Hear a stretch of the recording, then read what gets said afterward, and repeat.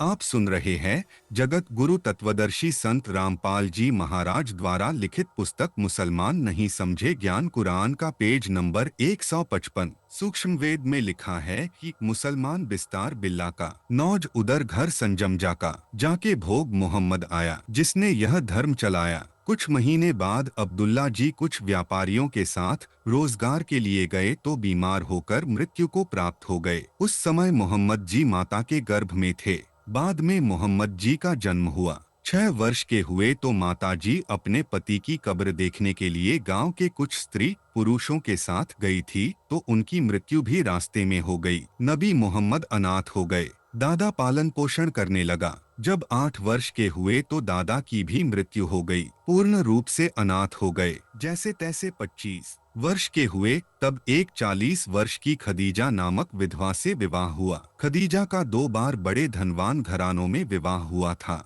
दोनों की मृत्यु हो जाने के कारण उनकी सब संपत्ति खदीजा के पास ही थी। वह बहुत रईस थी। खदीजा से मोहम्मद जी के 3 पुत्र कासिम, तैयब, ताहिर तथा 4 पुत्री हुई। जिस समय मोहम्मद जी 40 वर्ष के हुए तो उनको जबरील नामक फरिश्ता मिला और कुरान शरीफ का ज्ञान देना प्रारंभ किया। वे नबी बने। मुसलमानों का मानना है कि हजरत मोहम्मद जी को कुरान शरीफ का ज्ञान सीधा बेचून निराकार अल्लाह की ओर से भेजा गया है। उसमें बिना किसी मिलावट किए जबरील फरिश्ते ने मोहम्मद जी को बताया है। कभी कभी फरिश्ता मोहम्मद के शरीर में प्रवेश करके बोलता था। मोहम्मद जी चद्दर मुख पर ढककर लेट जाते थे। ऊपर से अल्लाह के पास से वह संदेश आती थी। उस ज्ञान को मोहम्मद जी मुख ढकेड़ के बोलते थे। लिखी जाती थी। इस तरह आने वाला संदेश बहुत दुखदायी होता था। मोहम्मद जी का सारा शरीर कांपता था। वास्तव में फरिश्ता अंदर प्रवेश करके बोलता था। कभी कभी काल ब्रह्मा भी स्वयं प्रवेश करके बोलता था। काल ब्रह्मा ने कृष्ण के शरीर में प्रवेश करके गीता वाला ज्ञान बोला था।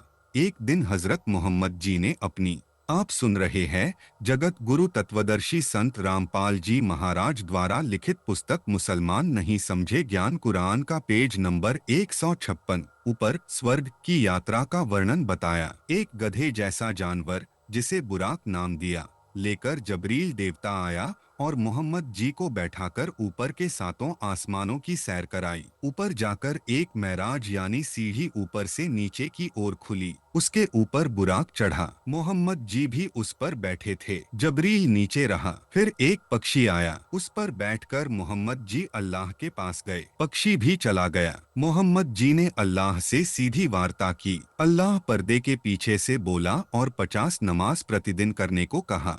फिर मूसा जी के कहने से वापस जाकर 5 नमाज करने की आज्ञा अल्लाह से लेकर आए जो वर्तमान में मुसलमान करते हैं। हजरत मोहम्मद जी ने बताया कि मैंने जन्नत स्वर्ग में सब आदमियों के पिता बाबा आदम जी को देखा। वह उनके दानी और स्वर्ग था। स्वर्ग में उसकी नेक संतान थी जिन्होंने अल्लाह के आदेशानुसार भक्ति की थी। वे स्वर्ग जन्नत में सुखी थे। बाबा आदम के बाई और दोजख नरक था। उसमें बाबा आदम की निकम्मी संतान कष्ट भोग रही थी जिन्होंने अल्लाह की कतेबों के आदेशानुसार भक्ति न करके जीवन व्यर्थ किया था। हजरत मोहम्मद जी ने बताया कि बाबा आदम बाई और नरक में अपनी संतान को नरक में कष्ट उठाते देखकर रो रहे थे और दाईं और स्वर्ग में नेक संतान को देखकर हंस रहे थे। जबरील देवता ने बताया कि ये बाबा आदम हैं। मोहम्मद साहब ने बताया कि ऊपर के लोकों में मुझे हजरत दाऊद, हजरत मूसा तथा हजरत ईशा जी तथा अन्य नबियों की जमात मंडली मिली। मैंने उनको नमाज पढ़ाई। फिर नीचे लाकर बुराक छोड़कर चला गया।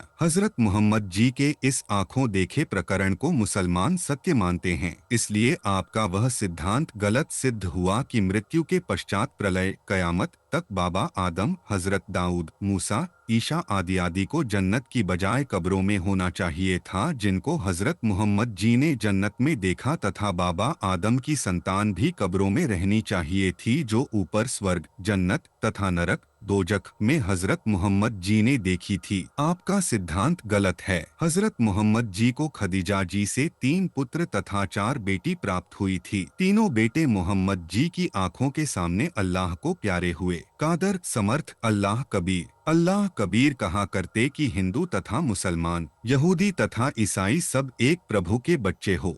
तुम्हारे को काल शैतान ने भ्रमित करके बांट रखा है। एक बार दिल्ली के बादशाह सिकंदर लोधी मुसलमान को जलन का रोग हो गया। जलन का रोग ऐसा होता है जैसे किसी का आग में हाथ जल जाए, उसमें पीड़ा बहुत होती है। जलन के रोग में कहीं से शरीर जला दिखाई नहीं देता है, परंतु पीड़ा अत्यधिक होती है। उसको जलन का रोग कहते हैं। जब प्राणी के पाप बढ़ जाते हैं तो औषधि भी बेअसर हो जाती हैं। दिल्ली के बादशाह सिकंदर लोधी के साथ भी वही हुआ। सभी प्रकार की औषधि सेवन की, बड़े बड़े वैद्य बुला लिए और मुंह बोला इनाम रख दिया कि मुझे ठीक कर। आप सुन रहे हैं जगत गुरु तत्वदर्शी संत रामपाल जी महाराज द्वारा लिखित पुस्तक मुसलमान नहीं समझे ज्ञान कुरान का पेज नंबर 157। दो, जो मांगोगे वही दूंगा। दुख में व्यक्ति पता नहीं क्या संकल्प कर लेता है, सर्व उपाय निष्फल हुए। उसके बाद अपने धार्मिक काजी, मुल्ला, संतों आदि सबसे अपना आध्यात्मिक इलाज करवाया, परंतु सब असफल रहा। जब हम दुखी हो जाते हैं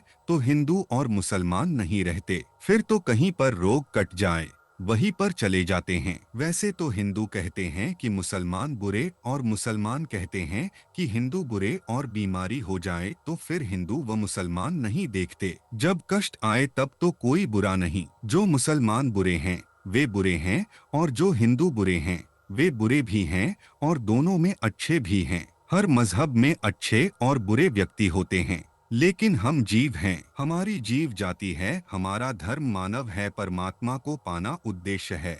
हिंदू वैद्य तथा आध्यात्मिक संत भी बुलाएं, स्वयं भी उनसे जाकर मिला और सबसे आशीर्वाद व जंत्र मंत्र करवाएं, परंतु सर्व चेष्टा निष्फल रही। किसी ने बताया कि काशी शहर में एक कबीर नाम का महापुरुष है, यदि वह कृपा कर दे तो आपका दुख निवारण अवश्य हो जाएगा। जब बादशाह सिकंदर ने सुना कि एक काशी के अंदर महापुरुष रहता है तो उसको कुछ कुछ याद आया कि वह तो नहीं है जिसने गाय को भी जीवित कर दिया था। हजारों अंगरक्षकों सहित दिल्ली से काशी के लिए चल पड़ा। बीरसिंह बघेला काशी नरेश पहले ही कबीर साहेब की महिमा और ज्ञान सुनकर कबीर साहेब के शिष्य हो चुके थे और पूर्ण रूप से अपने गुरुदेव में आस्था रखते थे। उनको कबीर साहेब की समर्थता का ज्ञान था, क्योंकि कबीर परमेश्वर वहां पर बहुत लीलाएं कर चुके थे। जब सिकंदर लोधी बनारस, काशी गया तथा बीरसिंह से कहा, बीरसिंह मैं बहुत दुखी हो गया हूँ, अब तो मरना ही शेष रह गया है। यहाँ काशी में कोई कबीर नाम का संत है? आप तो जानते होंगे कि वह कैसा है। इतनी बात सिकंदर बादशाह के मुख से सुनी थी। काशी नरेश बीरसिंह की आंखों में पानी भर आया और कहा कि अब आप ठीक स्थान पर आ गए हो, अब आपके दुख का अंत हो जाएगा। बादशाह सिकंदर ने पूछा कि ऐसी क्या बात है? बीरसिंह ने कहा कि वह कबीर जी स्वयं भगवान आए हुए हैं, परमेश्वर स्वरूप हैं। यदि उनकी दया दृष्टि हो गई तो आपका रोग ठीक हो जाएगा। राजा सिकंदर ने कहा कि जल्दी बुला दो। काशी नरेश बीरदेव सिंह बघेल ने विनम्रता से प्रार्थना की कि आपकी आज्ञा शिरोधार्य है, आदेश भिजवा देता हूँ। लेकिन ऐसा सुना है कि संतों को बुलाया नहीं करते, यदि वे आ भी गए और रजा नहीं बख्शी तो भी आने का कोई लाभ नहीं, बाकी आपकी इच्छा। सिकंदर ने कहा कि ठीक है, मैं स्वयं ही चलता हूँ, इतनी दूर आ गया हूँ, वहाँ पर भी अवश्य चलूंगा। सिकंदर लोधी बादशाह का असाध्य रोग ठीक करना। शाम का समय हो गया था। बीरसिंह को पता था कि इस समय साहेब कबीर जी अपने औपचारिक गुरुदेव स्वामी रामानंद जी के आश्रम में ही होते हैं।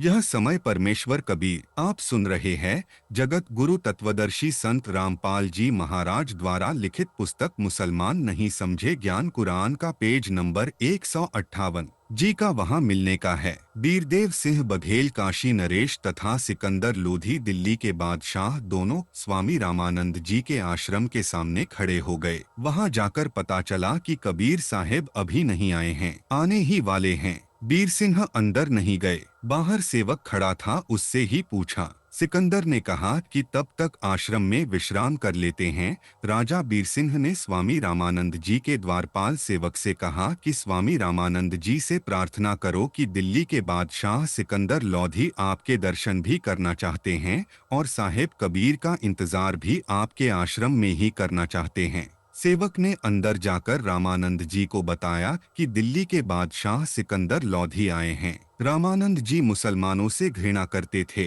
रामानंद जी ने कहा कि मैं इन मलेच्छों की शक्ल भी नहीं देखता, कह दो कि बाहर बैठ जाएगा। जब सिकंदर लोधी ने यह सुना तो क्रोध में भरकर, क्योंकि राजा में अहंकार बहुत होता है और वह दिल्ली का सम्राट, कहा कि यह दो कोड़ी का महात्मा दिल्ली के बादशाह का अनादर कर सकता है तो साधारण मुसलमान के साथ यह कैसा व्यवहार करता होगा, इसको मजा चखा दूं। स्वामी रामानंद जी अलग आसन पर बैठे थे। सिकंदर लोधी ने जाकर रामानंद जी की गर्दन तलवार से काट दी, वापस चल पड़ा और फिर उसको याद आया कि मैं जिस कार्य के लिए आया था वह काम अब पूरा नहीं होगा। कहा कि बीर सिंह, देख मैं क्या जुल्म कर बैठा, मेरे बहुत बुरे दिन हैं, चाहता हूँ अच्छा करना और होता है बुरा। कबीर साहेब के गुरुदेव की हत्या कर दी, अब वे कभी भी मेरे ऊपर दया दृष्टि नहीं करेंगे, मुझे तो यह दुख भोग कर ही मरना पड़ेगा, मैं बहुत पापी जीव हूँ। यह कहता हुआ आश्रम से बाहर की ओर चल पड़ा। बीर सिंह अपने बादशाह के आगे क्या बोलता, ज्यों ही आश्रम से बाहर आए कबीर साहेब आते दिखाई दिए। बीर सिंह ने कहा कि हे राजन, मेरे गुरुदेव कबीर साहेब आ गए। जो ही कबीर साहेब थोड़ी दूर रह गए, बीर सिंह ने जमीन पर लेटकर उनको दंडवत प्रणाम किया। सिकंदर बहुत घबराया हुआ था। अगर उसने यह जुल्म नहीं किया होता तो वह दंडवत नहीं करता, और दंडवत नहीं करता तो साहेब उस पर रजा भी नहीं बकस पाते, क्योंकि यह नियम होता है, अति आधीन दीन हो प्राणी, ताते कहिए ये अकथ कहानी, उच्चे पात्र जल ना जाई, ताते नीचा हो जय भाई। आधीनी के पास हैं पूर्ण ब्रह्मा दयाल, मान बड़ाई मारिए बे अदबी सिरकाल। कबीर परमेश्वर ने यहाँ पर एक तीर से दो शिकार किए। स्वामी रामानंद जी में धर्म भेदभाव की भावना शेष थी, वह भी निकालनी थी। रामानंद जी मुसलमानों को हिंदुओं से अभी भी भिन्न तथा हेय मानते थे। सिकंदर में अहंकार की भावना थी। यदि वह नम्र नहीं होता तो कबीर साहेब कृपा नहीं करते तथा सिकंदर स्वस्थ नहीं होता। बीर सिंह को दंडवत करते देखकर तथा डरते हुए सिकंदर लोधी ने भी दंडवत प्रणाम किया। मुसलमान कहते हैं कि हमारा सिर केवल अल्लाह के आगे झुकता है, अन्य के सामने मुसलमान का सिर नहीं झुकेगा। सामने अल्लाह अकबर खड़ा था, सिर अपने आप झुक गया। कबीर परमेश्वर जी, आप सुन रहे हैं जगत गुरु तत्वदर्शी संत रामपाल जी महाराज द्वारा लिखित पुस्तक मुसलमान नहीं समझे ज्ञान कुरान का पेज नंबर 159 ने दोनों के सिर पर हाथ रखा और कहा कि दो नरेश आज मुझ गरीब के पास कैसे आए हैं, मुझ गरीब को कैसे दर्शन दिए। परमेश्वर कबीर जी ने अपना हाथ उठाया भी नहीं था कि सिकंदर का जलन का रोग समाप्त हो गया। सिकंदर लोधी की आंखों में पानी आ गया। संत के सामने मन भाग जाता है और आत्मा ऊपर आ जाती है, क्योंकि परमात्मा आत्मा का साथी है। अंतर्यामी एक तू आत्म के आधार, आत्मा का आधार कबीर भगवान है। सिकंदर लोधी ने पैर पकड़कर छोड़े नहीं और रोता ही रहा। जानी जान होते हुए भी कबीर साहेब ने सिकंदर लोधी दिल्ली के बादशाह से पूछा क्या बात है। सिकंदर ने कहा कि अल्लाह की जात, मैंने घोर अपराध कर दिया, आप मुझे क्षमा नहीं कर सकते। जिस काम के लिए मैं आया था वह असाध्य रोग तो आपके आशीर्वाद मात्र से ठीक हो गया, इस पापी को क्षमा कर दो। कबीर साहेब ने कहा क्षमा कर दिया, यह तो बता कि क्या हुआ। सिकंदर ने कहा कि आप क्षमा कर नहीं सकते, मैंने ऐसा पाप किया है। कबीर साहेब ने कहा कि क्षमा कर दिया। सिकंदर ने फिर कहा कि सच में माफ कर दिया। कबीर साहेब ने कहा कि हाँ क्षमा कर दिया, अब बता क्या कष्ट है। सिकंदर ने कहा कि दाता मुझ पापी ने गुस्से में आकर आपके गुरुदेव का कत्ल कर दिया, और फिर सारी कहानी बताई। कबीर साहेब बोले कोई बात नहीं, जो हुआ प्रभु इच्छा से ही हुआ है। आप स्वामी रामानंद जी का अंतिम संस्कार करवा कर जाना नहीं तो आप निंदा के पात्र बनोगे। परमेश्वर कबीर साहेब जी नाराज नहीं हुए। सिकंदर लोधी ने बीर सिंह के मुख की और देखा और कहा कि बीर सिंह यह तो वास्तव में अल्लाह है।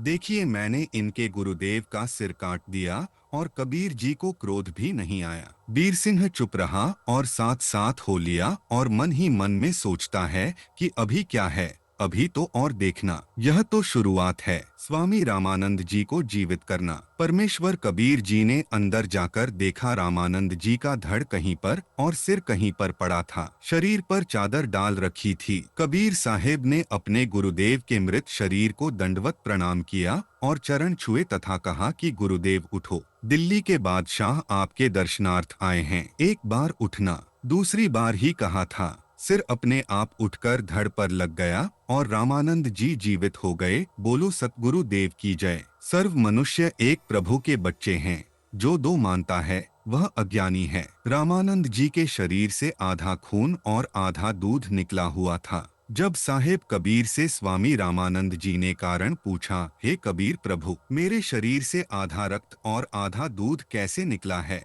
कबीर साहेब ने बताया कि स्वामी जी, आपके अंदर यह थोड़ी सी कसर और रह रही है कि अभी तक आप हिंदू और मुसलमान को दो समझते हो, इसलिए आधा खून और आधा दूध निकला है। आप अन्य जाति वालों को अपना साथी समझ चुके हो, परंतु आप सुन रहे हैं जगत गुरु तत्वदर्शी संत रामपाल जी महाराज द्वारा लिखित पुस्तक मुसलमान नहीं समझे ज्ञान कुरान का पेज नंबर 160।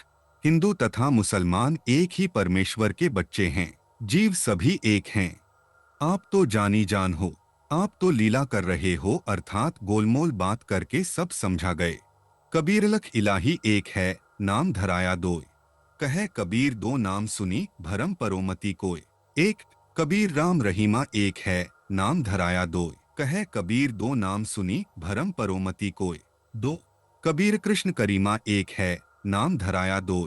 कहे कबीर दो नाम सुनी, भरम परोमति कोय। तीन कबीर काशी काबा एक है, एक है राम रहीम। मैदा एक पकवान बहु, बैठी कबीरा जी। चार कबीर एक वस्तु के नाम बहु, लीजिए वस्तु पहचान। नाम पक्ष नहीं कीजिए, सार तत्व ले जान। पांच कबीर सब काहू का लीजिए, सांचा शब्द निहार। पक्षपात ना कीजिए, कहे कबीर विचार। छह कबीर राम कबीरा एक है, दूजा कभू ना हो। अंतर टाटी कपट की, ताते दिखे दोय। सात कबीर राम कबीर एक है, कहन सुनन को दोय। दो करी सोई जानई, सतगुरु मिला न होय। आठ रामानंद जी ने सिकंदर को सीने से लगाया तथा उसके बाद हिंदू तथा मुसलमान को तथा सर्व जाति व धर्मों के व्यक्तियों को प्रभु के बच्चे जानकर प्यार देने लगे तथा अपने औपचारिक शिष्य वास्तव में परमेश्वर कबीर साहेब जी का धन्यवाद किया कि आपने मेरा अज्ञान पूर्ण रूप से दूर कर दिया। हम एक पिता प्रभु की संतान हैं। मुझे दृढ़ विश्वास हो गया। दिल्ली के बादशाह सिकंदर लोधी के साथ उनका धार्मिक गुरु शेख्तकी भी बनारस गया था। वह रेस्ट हाउस विश्राम गृह में ही रुका था, क्योंकि शेख्तकी हिंदू संतों से बहुत ईर्ष्या करता था तथा उन्हें व उनके शिष्यों को काफिर कहता था, इसलिए स्वामी रामानंद जी के आश्रम में जाने से इनकार कर दिया था। राजा सिकंदर लोधी के साथ स्वामी रामानंद जी के आश्रम में नहीं गया था। शेख्तकी पीर ने अल्लाह को नहीं पहचाना। भारत के सम्राट सिकंदर ने विश्राम गृह में आकर परमेश्वर कबीर साहेब जी द्वारा अपने असाध्य रोग का निवारण केवल आशीर्वाद मात्र से करने तथा स्वामी रामानंद जी को पुनर्जीवित करने की अद्भुत करिश्मे की बात खुशी के साथ अपने धार्मिक पीर शेख्तकी को बताई तथा कहा कि पीर जी, मैं पूर्ण रूप से स्वस्थ हूँ। मुझे कोई पीड़ा किसी अंग में नहीं है। शाम का समय था। प्रभु कबीर साहेब जी सुबह आने की कहकर अपनी कुटिया पर चले गए थे।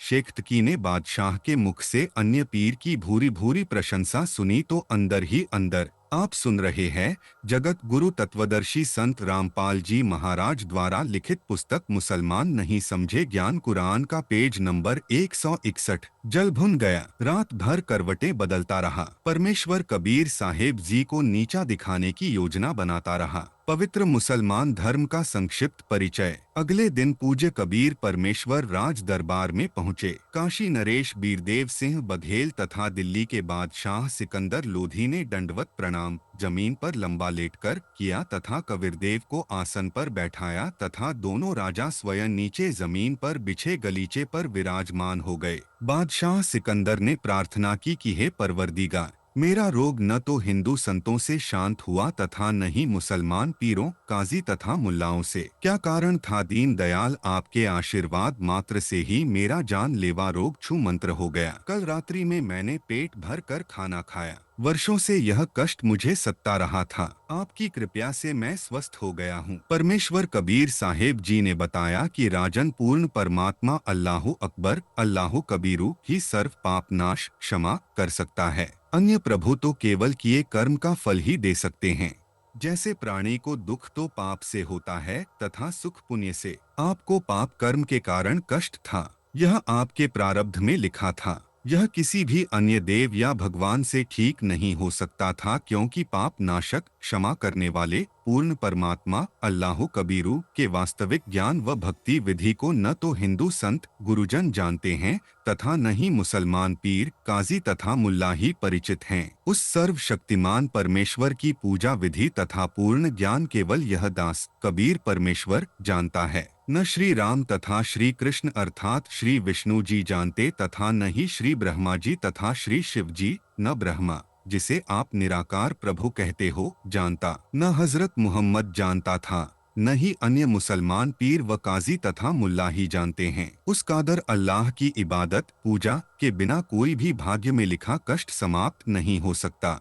यही कारण है कि कोई भी हिंदू या मुसलमान पीर आपको स्वस्थ नहीं कर सका। शेख्तकी नामक मुसलमान पीर से वार्ता। परमेश्वर कबीर साहेब जी के मुख कमल से उपरोक्त वचन सुनकर शेख्तकी व्यंगात्मक तरीके से बोला कि तू ही जानता है सारे ज्ञान को, हमारे हजरत मोहम्मद जी को भी अज्ञानी कह रहा है। बीच बचाव करते हुए बीरदेव सिंह बघेल काशी नरेश ने कहा, पीर जी इसमें नाराज होने की कौन सी बात है, प्रेम पूर्वक शंका का समाधान करवाओ। काशी नरेश जानता था कि सर्व ज्ञान संपन्न पूज्य कबीर साहेब जी ज्ञान गोष्ठी करके पीर जी का भ्रम निवारण करना चाहते हैं। काशी नरेश ने शेख्तकी से कहा, कबीर जी ने किस कारण से हजरत मोहम्मद जी को पूर्ण ज्ञान से वंचित कहा है, आप कारण पूछो। शेख्तकी ने कहा, प्रश्न ही तो आप सुन रहे हैं। जगत गुरु तत्वदर्शी संत रामपाल जी महाराज द्वारा लिखित पुस्तक मुसलमान नहीं समझे ज्ञान कुरान का पेज नंबर 162 पूछ रहा हूँ। कबीर जी कारण बताए किस आधार से हमारे हजरत मोहम्मद नबी जी को अज्ञानी कहा है। पवित्र कुरान मजीद में प्रभु के विषय में क्या बताया है। परम पूज्य कबीर परमेश्वर ने कहना प्रारंभ किया। पवित्र कुरान शरीफ सूरत फुरकानी 25 आयत 52, 58, 59 में जिस कबीर अल्लाह का विवरण है वह कादर खुदा है, जिसे अल्लाहु अकबर अकबीरू कहते हो। कुरान शरीफ का ज्ञान दाता ने अपने से अन्य कबीर नामक अल्लाह की महिमा का गुणगान किया है। आयत 52 से 58 तथा 59 में हजरत मोहम्मद जी को कुरान शरीफ के ज्ञान दाता खुदा ने कहा है कि हे नबी मोहम्मद, जो कबीर नामक अल्लाह है उसने सर्व ब्रह्मांडों की रचना की है। वही सर्व पाप नाश क्षमा करने वाला है तथा सर्व के पूजा करने योग्य है। उसी ने जमीन तथा आसमान के मध्य जो कुछ भी है सर्व की रचना 6 दिन में की है तथा 7वें दिन आसमान में तख्त पर जा विराजा। उस सर्व शक्तिमान सर्व ब्रह्मांडों के रचनहार सर्व पाप नाशक परमात्मा कबीर अल्लाह अकबर की भक्ति विधि तथा उसके विषय में पूर्ण ज्ञान किसी तत्वदर्शी संत बाखबर से पूछो। कबीर परमेश्वर ने कहा, शेख्तकी जी आपके अल्लाह को ही ज्ञान नहीं है तो आपके हजरत मोहम्मद जी को कैसे पूर्ण ज्ञान हो सकता है। तथा अन्य काजी मुल्ला तथा पीर भी सत्य साधना तथा तत्वज्ञान से वंचित हैं, जिस कारण से अधूरे ज्ञान के आधार से इबादत करने वाले साधक के कष्ट का निवारण नहीं होता। अन्य साधना जैसे 5 समय नमाज करना, रोजे व्रत रखना तथा बंग अजान देना आदि पूजा विधि से मोक्ष तथा कष्ट निवारण नहीं होता। जन्म मृत्यु तथा स्वर्ग में बने पितर लोक में तथा नरक में तथा अन्य प्राणियों के शरीरों में भी कर्मों के आधार से कष्ट भोगने पड़ते हैं। उपरोक्त वार्ता सुनकर शेख्तकी ने तुरंत कुरान शरीफ को खोला तथा सूरत फुरकानी 25 आयत 52 से 59 को पढ़ा, जिसमें उपरोक्त विवरण सही था। वास्तविकता को आंखों देखकर भी मान हानि के भय से कहा कि ऐसा कहीं नहीं लिखा है, यह काफिर झूठ बोल रहा है। उस समय शिक्षा का अभाव था। बादशाह सिकंदर को भी शंका हो गई कि परमेश्वर कबीर साहेब जी भले ही शक्ति युक्त हैं, परंतु अशिक्षित होने के कारण कुरान के विषय में नहीं जान सकते। शेख्तकी ने जले भुने वचन बोले, क्या तू ही है वह बाखबर? फिर बता दे वह अल्लाह अकबर कैसा है? यदि परमात्मा को साकार कहता है तो कौन है, कहाँ रहता है? परमेश्वर कबीर साहेब जी ने कहा, वह कबीर अल्लाह जिसे आप अल्लाह अकबर कहते हो वह मैं ही हूँ। मैं ऊपर सतलोक में रहता हूँ। मैंने ही सर्व ब्रह्मांडों की रचना की है। मैं हजरत मोहम्मद जी को भी जिंदा संत का रूप धारण करके मिला था तथा उस प्यारी आत्मा को सतलोक दिखाकर वापस छोड़ा था। हजरत मोहम्मद से कहा था कि आप अब मेरी महिमा सर्व अनुयायियों को सुनाओ। मेरे द्वारा दी अन्य पुस्तक कलामे कबीर अपने आप सुन रहे हैं। जगत गुरु तत्वदर्शी संत रामपाल जी महाराज द्वारा लिखित पुस्तक मुसलमान नहीं समझे ज्ञान कुरान का पेज नंबर 163। अनुयायियों को दो, परंतु मोहम्मद ने तत्वज्ञान का प्रचार नहीं किया तथा न मेरी बातों पर विश्वास किया। हजरत मोहम्मद जी जिस साधना को करता था वही साधना अन्य मुसलमान समाज भी कर रहा है। वर्तमान में सर्व मुसलमान श्रद्धालु मांस भी खा रहे हैं, परंतु नबी मोहम्मद जी ने कभी मांस नहीं खाया तथा न ही उनके अनुयायियों ने जो लाखों की संख्या में थे तथा न 1,80,000 नबियों ने मांस खाया। केवल रोजा व बंद अजान तथा नमाज किया करते थे। गाय आदि को बिस्मिल हत्या नहीं करते थे।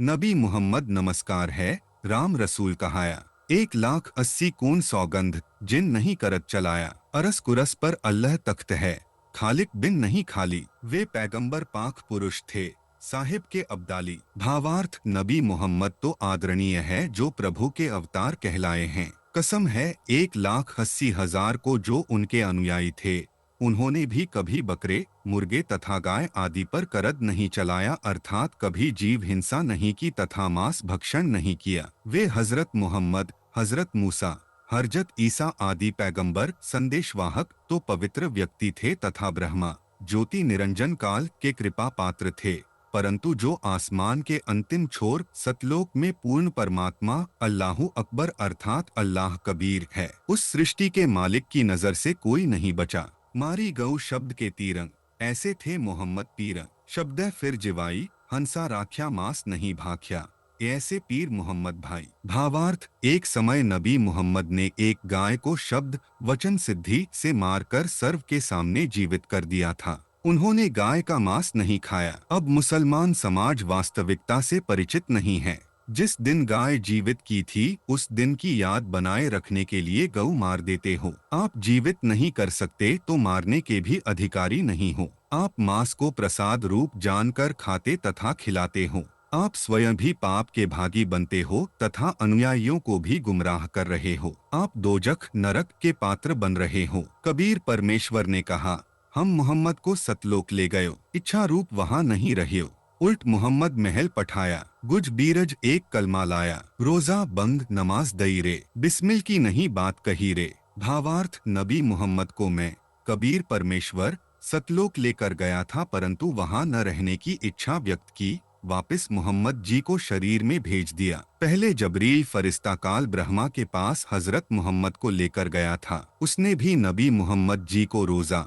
व्रत बंग ऊंची आवाज में प्रभु स्तुति करना तथा 5 समय की नमाज करना। तो आप सुन रहे हैं जगत गुरु तत्वदर्शी संत रामपाल जी महाराज द्वारा लिखित पुस्तक मुसलमान नहीं समझे ज्ञान कुरान का पेज नंबर 164। कहा था परंतु गाय आदि प्राणियों को बिस्मिल करने मारने को नहीं कहा। उपरोक्त वार्ता सुनकर शेख्त की पीर ने क्रोध करते हुए कहा कि तू क्या जाने कुरान शरीफ तथा हमारे नबी के विषय में तू तो अशिक्षित है। हमारे धर्म के विषय में झूठा प्रचार करके भ्रम फैला रहा है। मैं बताता हूँ पवित्र कुरान मजीद शरीफ की अमृत वाणी कैसे प्राप्त हुई। शेख्तकी ने, जो दिल्ली के महाराजा सिकंदर लोधी का धार्मिक गुरु तथा पूरे भारत के मुसलमान शेख्तकी की प्रत्येक आज्ञा का पालन करते थे, कहा कि सुनहे कबीर, हमारे मोहम्मद नबी का जीवन वृतांत, हजरत मोहम्मद जी का जीवन चरित्र, हजरत मोहम्मद के बारे में श्री मोहम्मद इनायतुल्लाह सुबहानी के विचार जीवनी। हजरत मोहम्मद सल्लल्लाहु अलैहि वसल्लम लेखक हैं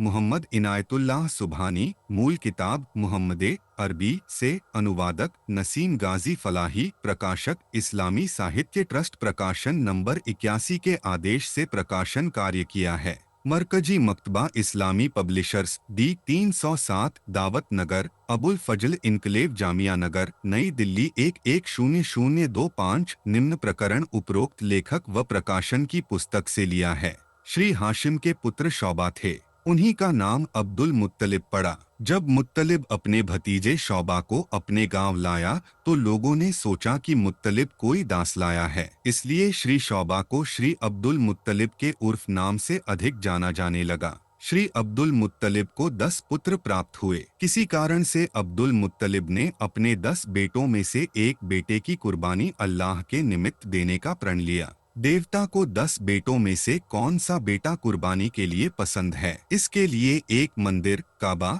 में रखी मूर्तियों में से बड़े देव की मूर्ति के सामने 10 तीर रख दिए तथा प्रत्येक पर एक पुत्र का नाम लिख दिया। जिस तीर पर सबसे छोटे पुत्र अब्दुल्ला का नाम लिखा था वह तीर मूर्ति की तरफ हो गया। माना गया कि देवता को यही पुत्र कुर्बानी के लिए स्वीकार है। श्री अब्दुल्ला नबी मोहम्मद के पिता की कुर्बानी देने की तैयारी होने लगी। पूरे क्षेत्र के धार्मिक लोगों ने अब्दुल मुत्तलिब से कहा, ऐसा न करो। हाहाकार मच गया। एक पुजारी में कोई अन्य आत्मा बोली। उसने कहा कि ऊंटों की कुर्बानी देने से भी काम चलेगा। इससे राहत की सांस मिली। उसी शक्ति ने उसके लिए एक अन्य गांव में एक औरत जो अन्य मंदिरों के पुजारियों की दलाल थी के विषय में बताया कि वह फैसला करेगी कि कितने ऊंटों की कुर्बानी से अब्दुल्ला की जान अल्लाह क्षमा करेगा। उस औरत ने कहा कि जितने ऊंट एक जान की रक्षा के लिए देते हो अन्य 10 और जोड़कर तथा अब्दुल्ला के नाम की। आप सुन रहे हैं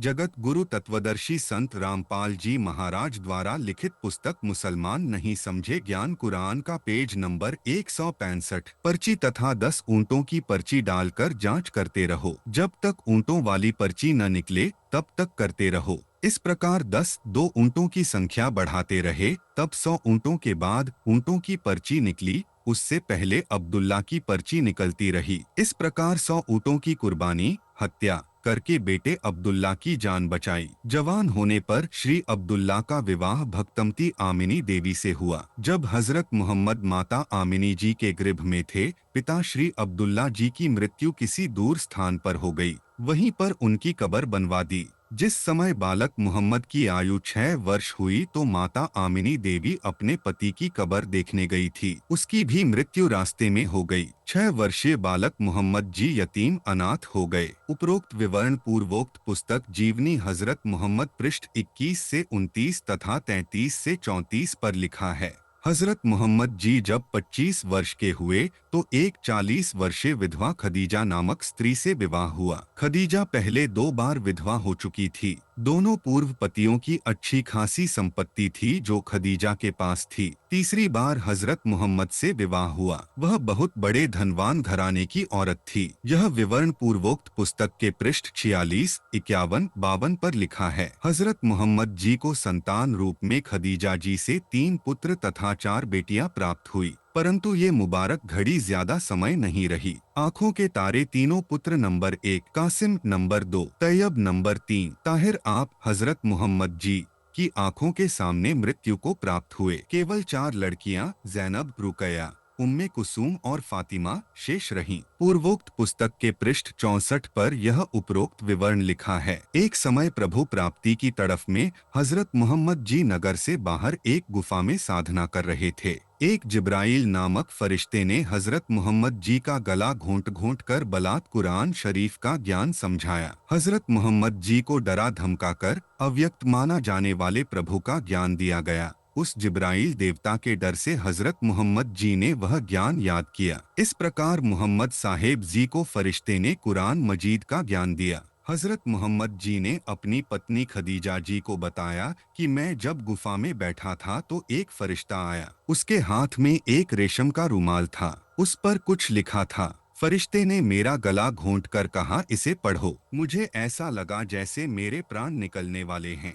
पूरे शरीर को भींचकर जबरदस्ती मुझे पढ़ाना चाहा। ऐसा 2 बार किया। तीसरी बार फिर कहा, पढ़ो।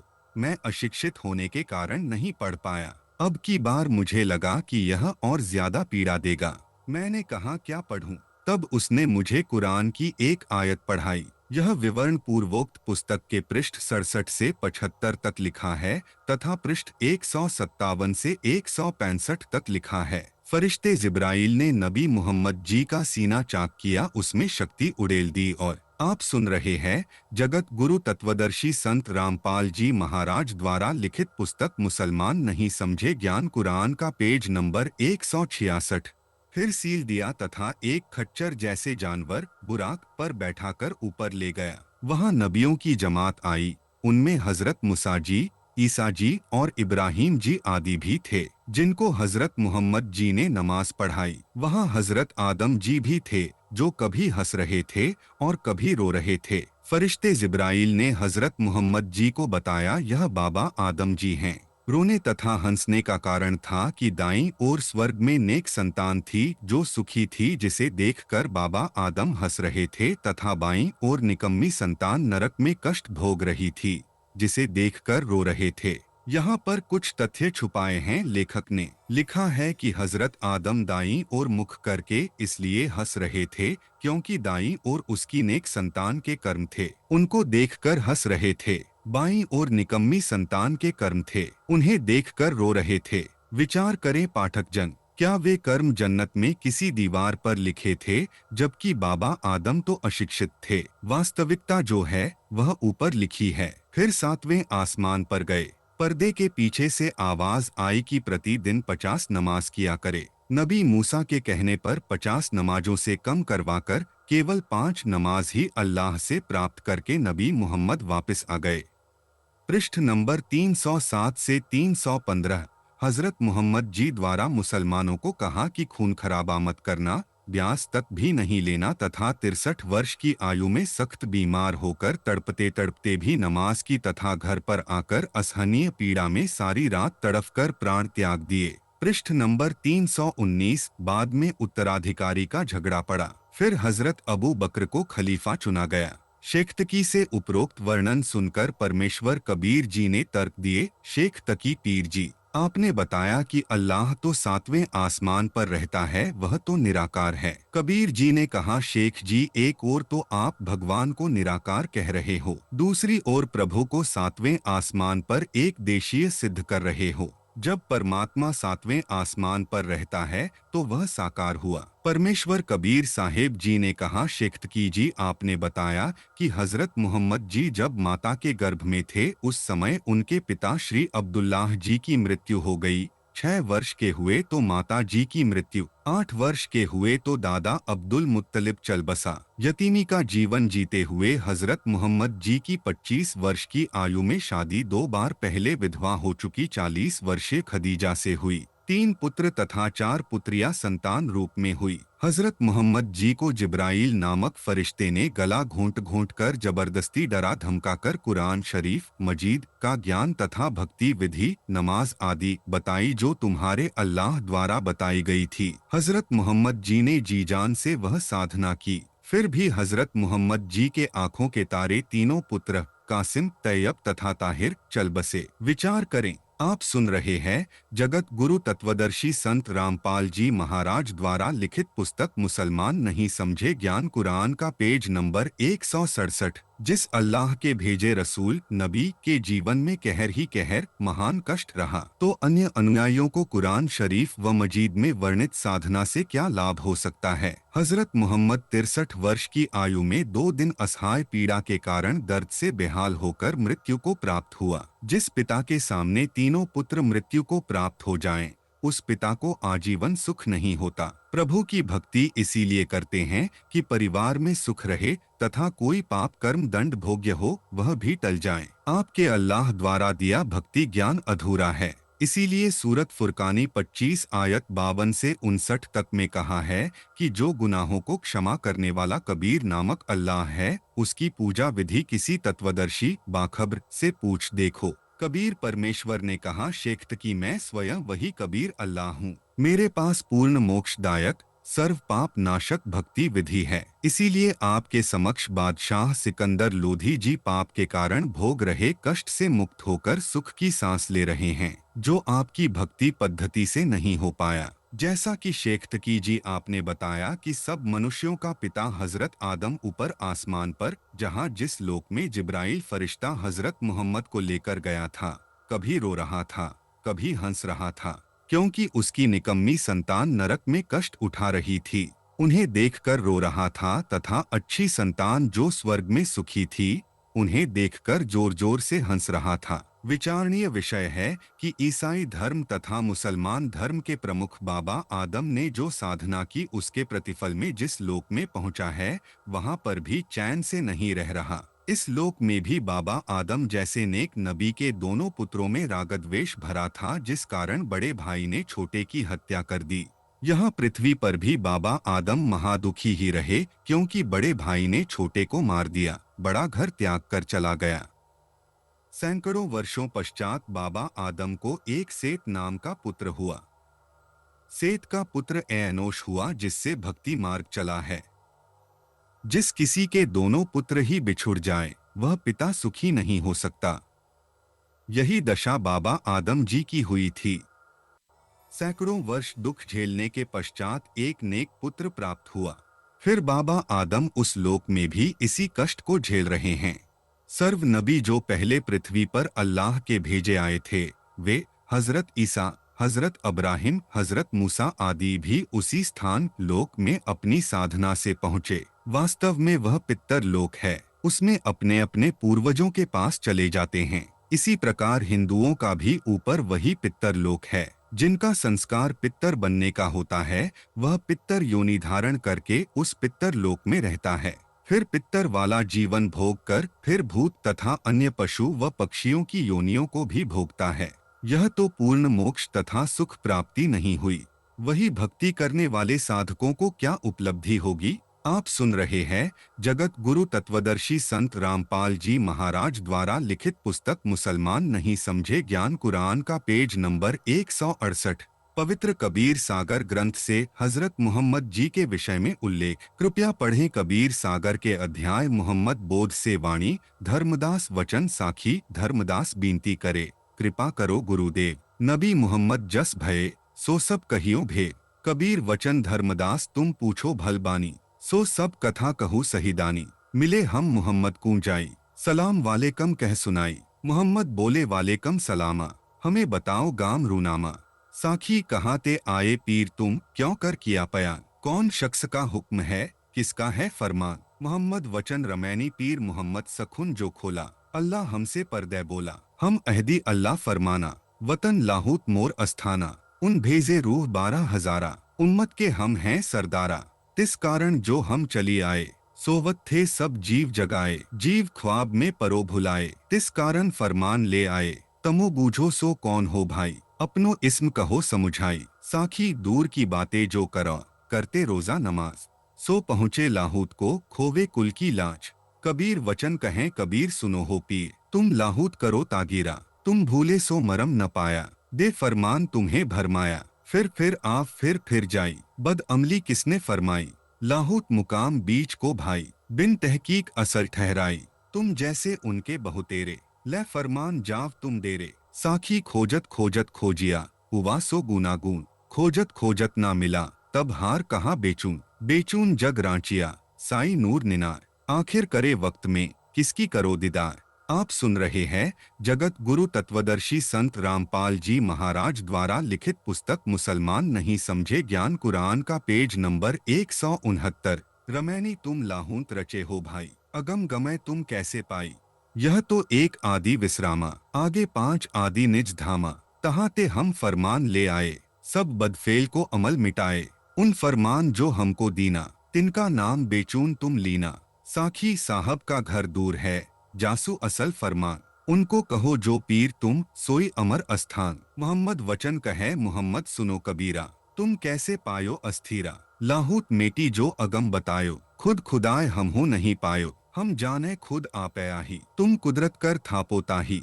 हम तो अर्श हाजिरी आयो, तुम तो कुदरत से ठहराए। तुम्हारे कहे भरम मोही आयो, खुद खुदाए तुम दूर बतायो। आप सुनाओ खुद की बानी, आलम दुनिया कहो बखानी। लाहूत मुकाम हम निज कर जाना, सो तो तुम कुदरत कर ठाना। हल्की मुल्की बासरी भाई, 3 हुक्म अल्लाह फरमाई। साखी साई मुर्शिद पीर है, सांचा जिस फरमान। हल्की मुल्की बासरी, 3 हुक्म करमान। कबीर वचन सुन मोहम्मद कहूँ खुदवाणी, खुद खोदाए की कहूँ निशानी। कादिर थे तब कुदरत नाही, कुदरत थी कादिर के माही। ख्वार सभी को चीन हो भाई, असल रूह को देव बताई। असल रूह की दीदार जो पावे, पावे निज मुसलमान कहावे। हो आवाज जहाँ पर्दापोशी है, वह मर्द की है वह जोशी।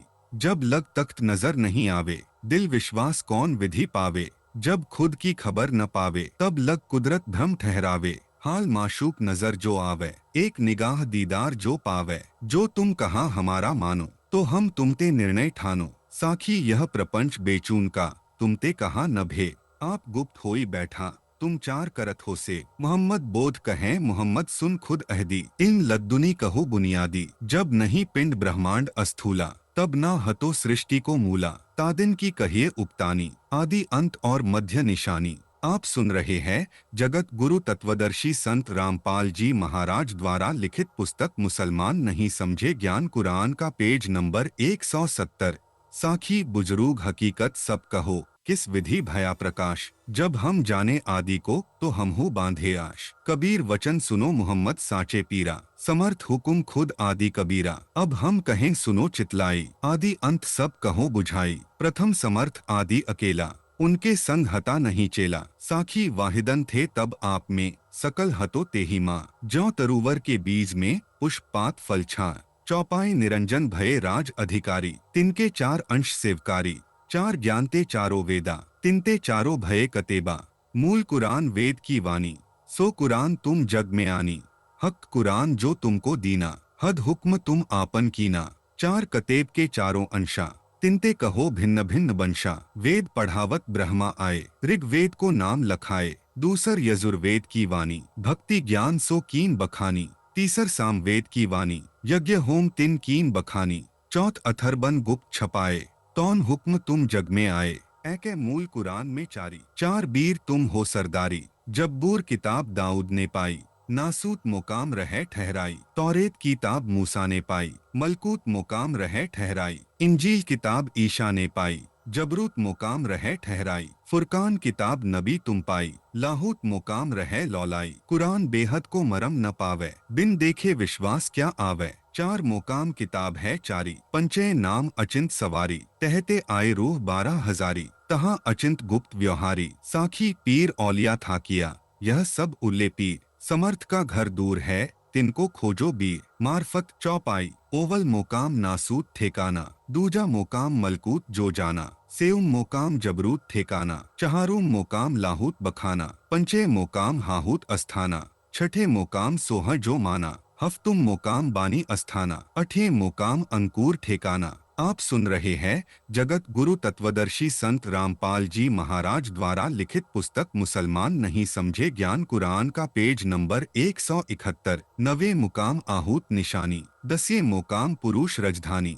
बेतुक अव्वल शरीयत नंबर 1, तरीकत नंबर 2, हकीकत नंबर 3, मरफत नंबर 4, मरौवत नंबर 5, ध्यान दोरहियत नंबर 6, जुल्फकार चंद्र गेटा नंबर 7, हुकुम मुर्तद नंबर 8, देना कासो यही अंत नंबर 9, सच पावे समर्थ काय नंबर 10, अंकार ओंकार कलिमा नवी सचुपावे देखा हद बेहद मोहम्मद वचन तुम कबीर भेद अधिकाए।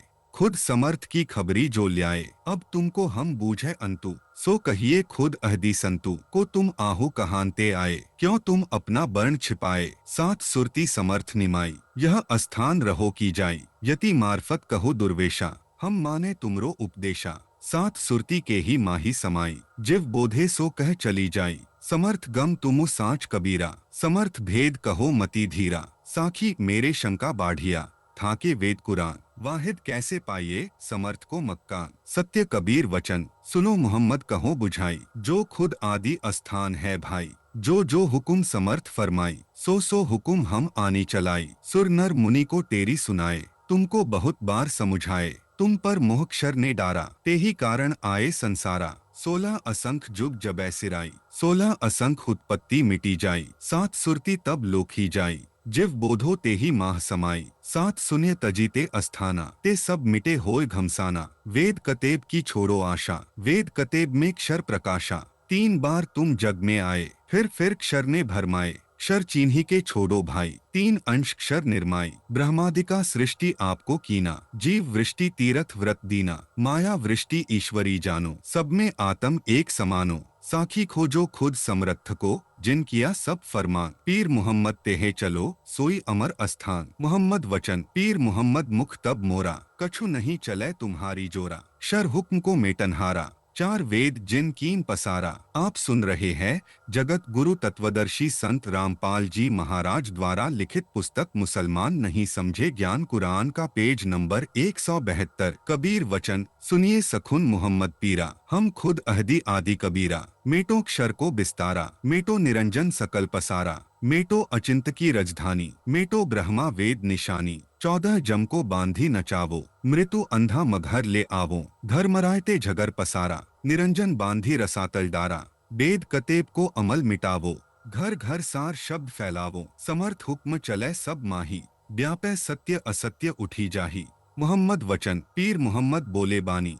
अगम भेद काहू नहीं जानी, सुना कान नहीं आखिन देखा, बिन देखे को करे विवेका, जो नहीं देखो अपने नैना, कैसे मानो गुरु को बैना, जो तुम खुद अहदी न आए, हुक्म हजूर फरमान ले आए, जौन राह से तुम चली आवो, सोई राह मोखर बतलावो, हंसन को अस्थान चिन्हावो, समर्थ को मोही लोक देखावो, साखी हंसन को अस्थान लखी, तब मानो फरमान, जो समर्थ को हुक्म है सो मेरे परवान, कबीर वचन सुनो मोहम्मद कहो बुझाई, साहेब तुमको देव बताई, चले सैल को दोनों पीरा, एक मोहम्मद एक कबीरा, नासूत मोकाम एक, भूमि से चले जहाँ पहुँचे जाई, मानसरोवर तहाँ कहाई, तेहे नासूत आही मोकामा, नबी कबीर पहुँचते ही धामा, तेहे दाऊद पयंबर हुई, जब बूर किताब पढ़े तेहे सोई, तहाँ सलाम आलेक सोई कीना, दस्तावोस उन्हों उठी लीना, मलकूत मोकाम दो, तहवाते पुनी कीन पयाना, दूसरा मुकाम वैकुंठ प्रमाना, तहवा पहुँच बैठे ऋषि दुर्बासा, देव सबे बैठे ते ही पासा, वह वैकुंठ इंद्र अस्थाना, मलकूत मुकाम मूसा को जाना, मूसा पैगंबर पढ़े किताबा, उसका नाम तौरेत किताबा, सलामालेक तहाँ हम कीना, दस्ताबोस उन्हों उठी लीना, जबरूत मोकाम तीन, वैकुंठ ते आगे लायो डोरी, सुमेरते शून्य 18 करोरी, ये तो अधर शून्य अस्थाना, जबरूत मोकाम ईसा को जाना। आप सुन रहे हैं जगत गुरु तत्वदर्शी संत रामपाल जी महाराज द्वारा लिखित पुस्तक मुसलमान नहीं समझे ज्ञान कुरान का पेज नंबर 173, ईसा पैगंबर पढ़े किताबा, उसका नाम इंजील किताबा, सलामालेक तहाँ हम कीना, दस्ता बोस उन्हों उठी लीना, तहवा बैठी विश्वम्भर राई, वही पीर तो वही खुदाई, यह विष्णुपुरी है भाई, या में भी एक बैकुंठ बनाई, विष्णु है यहाँ का प्रधाना, सुन मोहम्मद ज्ञान विज्ञाना, उहंते अधर शून्य है भाई, ताकि शोभा कहीं न जाई, लाहूत मोकाम 4, महाशून्य को लागी डोरी, 11 पालंग तहाँ ते सोरी, लाहूत मोकाम कहावै सोई, जो देखे बहुते सुख होई, रह महादेव पार्वती संगा, लाहुत मुकाम देख मन चंगा, यह मोहम्मद तुम्हरो डेरा, गण गंधर्व सब यहाँ चेरा, मुस्तफा पैगंबर बैठे तहा, फुरकान किताब पढ़त थे जहाँ, सलामालेक तहाँ हम कीना, दस्ताबोस उन्हों उठी लीना, देखत हो मोहम्मद अस्थाना, तुम बेचून कहो यही ठेकाना, सब फिरिश्ते सलामालेक कीना, तब हम आगे का पग दीना, हाहूत मोकाम 5, टहते चले अचिंत ठेकाना, एक असंख्य शून्य परमाना, ब्रह्मापुरी है हाहूत मोकामा, आदम का यहाँ विश्रामा, हाहूत मोकाम को वही ठेकाना, आगे है सोह बंधाना, बाहूत मोकाम 6, 3 असंख्य शून्य परमानी, बाहूत मोकाम सो कहो बखानी, यह देवी का अस्थाना, गुप्त भेद कोई ना जाना, नबी कबीर चले ते ही आगे, मूल सुरती बैठे अनुरागे, फाहूत मोकाम 7, 5 असंख सुन्न विचाही, सप्तम मोकाम कहत है ताही, संगम धाम दुर्गा के आगे, यको तुम फाहूत अनुरागे, फाहूत मोकाम तोहे बताया, भिन्न भेद कह समझाया, राहूत मोकाम 8, इच्छा सुरती के पहुँचे द्वीपा, 4 असंख है लोक समीपा, सतगुरु रूप काल दयाला, एक बुगा और एक काला, ताको नाम राहूत मोकामा, नबी कबीर पहुँचे ते ही ठामा, आहूत मोकाम 9, तहाते सहज द्वीप परमाना, 2 असंख तहाते जाना, आहूत मुकाम निरंजन धामा, आप गुप्त ज्योति प्रगटाना। आप सुन रहे हैं जगत गुरु तत्वदर्शी संत रामपाल जी महाराज द्वारा लिखित पुस्तक मुसलमान नहीं समझे ज्ञान कुरान का पेज नंबर 174, ताही मोकाम नाम आहूता, शोभा ताकि देख बहुता, जाहूत मोकाम 10, साखी पहुँचे जाए के लोक जेहे, संत असंख 10 लाख, अक्षर धाम जाहूत मुकामा, सप्त शंख लोक अकाना, सो मोकाम जाहूत का, 10 मुकाम यह भाख, चौपाई, सलाम वालेकम तहाँ हम कीना, दस्ताबोस उन्हों उठिलीना, तहते अमरलोक को छोरा, नबी कबीर पहुँचते ही ठौरा, अमरलोक के हंस सब आए, तिनकी शोभा कहीं न जाए, भरी भरी अंक मिले तेहे आए, देखी मोहम्मद रहे भुलाए, सब मिली हंस गए पुनी तहवा, साहेब तखत पे बैठे जहेवा, जगर मगर छतर उजियारा, आम धनी का कहो बिहारा, असंख भानु पुरुष उजियारा, अमरलोक को कहो विस्तारा, सकल हंस तेह दर्शन पाई, तिनकी शोभा बरनी न जाई, तहवा जाय बंदगी कीना, नबी भये जो बहुत अधीना। मोहम्मद वचन चूक हमार बकस कर दीजै, जो तुम कहो सोई हम कीजै। हजरत मोहम्मद जी को कुरान पुस्तक का ज्ञान कैसे मिला? कुरान शरीफ अर्थात कुरान मजीद की प्राप्ति कैसे हुई? कुरान शरीफ वाला ज्यों का त्यों विवरण कुरान मजीद में है।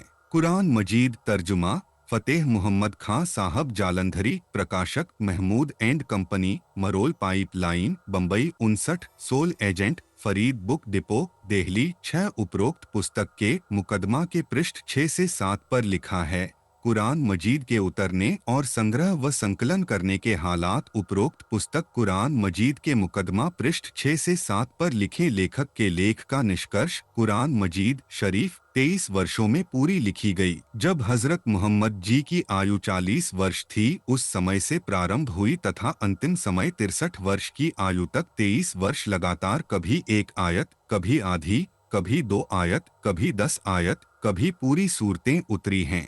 इसी को शरीयत में वह्य कहते हैं। विद्वानों ने लिखा है, वह्य उतरने के भिन्न भिन्न तरीके हदीसों में पेश किए हैं। फरिश्ता वह्य लेकर आता था तो घंटियां सी बजती थी, नबी मोहम्मद जी की जान निकलने को हो जाती थी।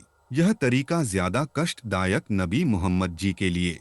आप सुन रहे हैं जगत गुरु तत्वदर्शी संत रामपाल जी महाराज द्वारा लिखित पुस्तक मुसलमान नहीं समझे ज्ञान कुरान का पेज नंबर 175। होता था यह भी लिखा है कि हजरत मोहम्मद जी नबूवत के बाद 40 वर्ष की आयु से नबी बनने के बाद रमजान के दिनों में पूरा कुरान मजीद शरीफ अल्लाह के पास से, उस आसमान से जिसे हम देख नहीं सकते हैं, अल्लाह प्रभु के हुक्म आज्ञा से उतारा गया, अर्थात उसी अल्लाह के द्वारा बोला गया। इसके बाद हजरत जिब्राईल को जिस समय जिस कदर हुक्म आज्ञा हुआ, उन्होंने पवित्र कलाम को बिल्कुल वैसा ही बिना किसी परिवर्तन के नबी मोहम्मद जी तक पहुंचाया। कभी फरिश्ता दिल में कोई बात डाल दे, फरिश्ता आदमी के रूप में आकर बात करे। नोट, हजरत मोहम्मद जी की जीवनी में लिखा है कि जिस समय जिब्राईल फरिश्ता प्रथम बार वह्य लेकर आया, मनुष्य रूप में दिखाई दिया, तो उसने मोहम्मद जी का गला घोंट कर कहा, इसे पढ़ो।